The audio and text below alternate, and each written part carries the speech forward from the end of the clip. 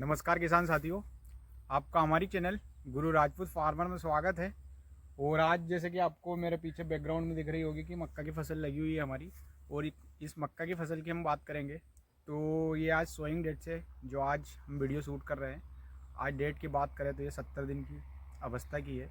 और इसमें आप देखेंगे तो ऊपर टेसल्स निकल चुकी है, चवर बोलते हैं हमारे यहाँ पर, ये निकल चुकी है। और ये कोप भी निकलने लगे। और जो मेयर की साइज़ है या मेड़ के साइड है तो इसमें 4 कोव या 4 भुट्टे भी आए, जैसे कि ये फर्स्ट, सेकंड, ये थर्ड और ये फोर्थ। तो ये थर्ड और फोर्थ में तो दाना बिल्कुल मेरे को लगता नहीं कि आएगा, क्योंकि ये लेट हो जाएंगे, क्योंकि ये सिल्क या बालियाँ हैं, ये लेट हो जाएगी। और ये टेसल्स रहेगी या चवर, जो इसमें डस्टिंग निकलती है, या हम बात करें तो परागन के जो कण वो डेड हो जाते हैं। तो इसके बाद अधिकतर आप देखोगे तो जो मेयर के साइड या मेड़ के साइड जो रहते हैं या बाहरी साइड, उन दोनों भुट्टों में दाने आ जाते हैं। और अंदर इसीलिए नहीं आते क्योंकि ये दोनों भुट्टे को हवा ज़्यादा लगती है बाहरी साइड, तो दोनों के सिल्क एक साथ निकल जाते हैं। और जैसे ये थर्ड और फोर्थ है तो ये लेट हो जाएंगे, तो इनमें दाना नहीं आएगा। तो इसलिए अंदर भी जहाँ पर कई भुट्टे की जैसे सिल्क साथ में निकलेंगे या ज़्यादा डेट की ड्यूरेशन लेट नहीं होगी, मतलब ये टेसल्स में अगर जैसे परागन स्टार्ट हुए हैं तो जैसे आज से चालू हुआ तो 15 दिन तक होता है, उसके बाद डेड हो जाती है। तो इसके लिए 10 से 15 दिन की अवस्था में जो सिल्क निकल जाते हैं और जो ये सिल्क जैसे इसमें परागन के कण आ जाते हैं, तो जो दाने बैठने की जो प्रक्रिया रहती है वो मतलब कंटिन्यू चलती है। और अगर नहीं होती, सिल्क लेट हो जाता है और टेसल्स या चवर डेड हो जाती है, तो दाने नहीं आएंगे। इसमें सिल्क लेट निकलेगी, जब तक ये डेड हो जाएगी परागन के कण, तो इसलिए उसमें दाना नहीं बनता। तो ये मक्का की अवस्था है। और इसमें 3 से 4 सिंचाई कर दी है। और फर्टिलाइज़र की बात करें तो इसमें फर्टिलाइज़र में हमने 1 बोरी या 50 किलो प्रति एकड़ के हिसाब से NPK 12-32-16 की सोइंग की थी। उसके बाद सेकंड पानी दिया, जिसमें कि यूरिया डाला था, जो कि छिड़काव किया था। फिर अगर थर्ड टाइम की बात करें हम इसमें, तो 2 बोरी या 90 kg प्रति एकड़ यूरिया, जो 46% वाला नाइट्रोजन होता है, उसको डाला था हमने। और एवरी प्लांट रखवाया था।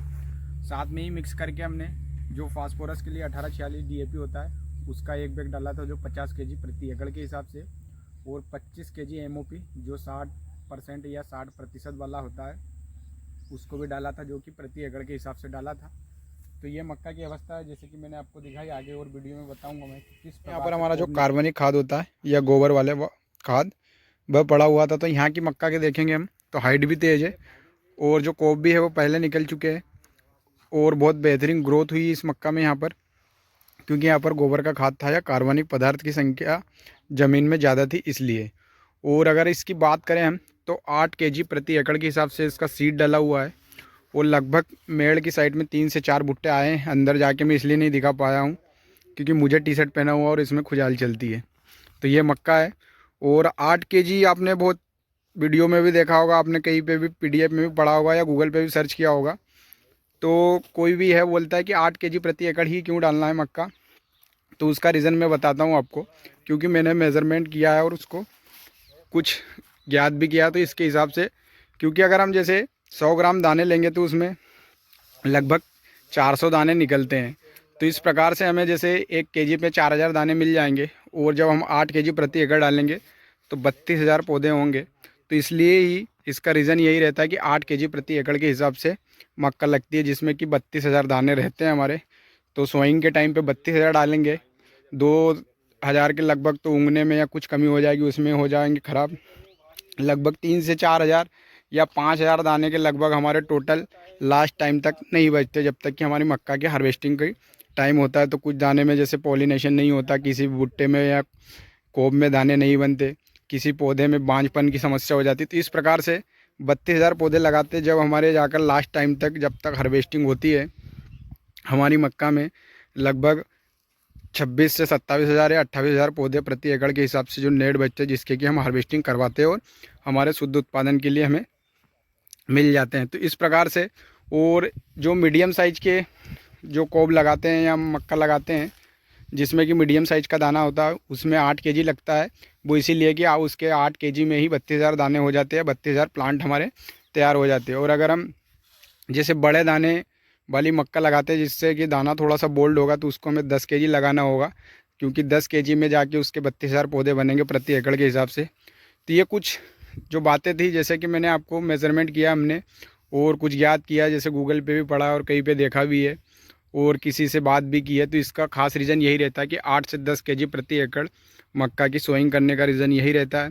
तो इस प्रकार से हमारी मक्का जो है ये भी 8 केजी प्रति एकड़ के हिसाब से ही डली है और हार्वेस्टिंग टाइम तक इसमें 26 से 28 हज़ार पौधे नेट बढ़ जाएंगे, जो कि हम हार्वेस्टिंग करवाएंगे। तो इस प्रकार से मक्का लगी हुई जो कि बेस्ट है अभी तक। और इसमें हमें अभी 2 से 3 सिंचाई या पानी की व्यवस्था लगानी होगी, क्योंकि अभी इसको आने में मतलब लगभग या पकने में मैच्योर के लिए या हार्वेस्टिंग के लिए 80 दिन लगेंगे। क्योंकि नेक्स्ट ईयर भी जैसे मैंने पायनियर की 35-24 लगाई थी, तो उसको हमने 155 दिन में हार्वेस्टिंग की थी, तो ये भी लगभग 150 दिन से कम नहीं लेगी कोई सी भी वैरायटी है अगर। तो मेरे अनुमान से ये जो रबी सीज़न है इसमें लगभग 150 दिन से पहले नहीं आएगी, क्योंकि हमने अभी जो सिजेंटा 6802 बारिश के टाइम पे लगाई थी और वो जैसे 110 दिन की वैरायटी है, तो बारिश या खरीफ के सीज़न में 110 दिन में मैच्योर हो जाती है। लेकिन उस वैरायटी को भी अगर हम रबी सीज़न में लगाते हैं तो लगभग 155 दिन या 150 दिन में ही हार्वेस्टिंग होगी। तो इस प्रकार से हमारी मक्का की फसल निकल रहे हैं और किस प्रकार से दाने आ रहे हैं और कितनी लाइन है और कितना वेट है। तो ये वीडियो है, आप सभी किसान भाइयों को अगर वीडियो पसंद आई हो तो वीडियो को लाइक करें, चैनल को सब्सक्राइब करें। जय जवान जय किसान। वीडियो देखने के लिए धन्यवाद।